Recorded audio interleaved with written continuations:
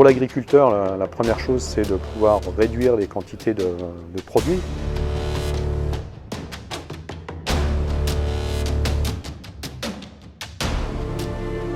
On leur met à disposition une plateforme avec un accès sur lequel ils vont retrouver l'ensemble de leurs parcelles. Et sur cette parcelle, ils vont pouvoir voir toutes les cartes disponibles depuis les satellites pour une campagne donnée. Le type de données que nous utilisons, c'est principalement des données satellitaires, donc des données des images, des sondeurs de vent, des modèles d'hydrologie. C'est des données qui sont pour la plupart gratuites, puisque financées par la Commission. Et nous, on enrichit ces données-là avec les données d'Airbus et de nos partenaires. Un exemple, c'est avec ce qu'on appelle les indices NDVI, qui sont des indices qui mesurent la biomasse, c'est-à-dire le taux de croissance d'une plante dans une parcelle. Ça permet de moduler les quantités d'engrais ou les quantités de produits phytosanitaires, voire l'eau, à l'intérieur d'une parcelle. Donc réduire les quantités de produits qui vont être répandus dans les parcelles.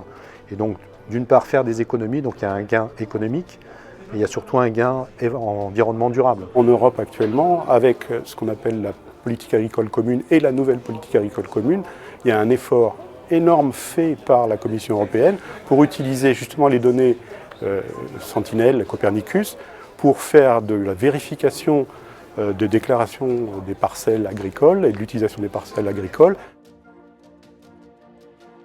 Un des produits qu'on utilise et qui commence à coûter de plus en plus cher, c'est l'eau en fait.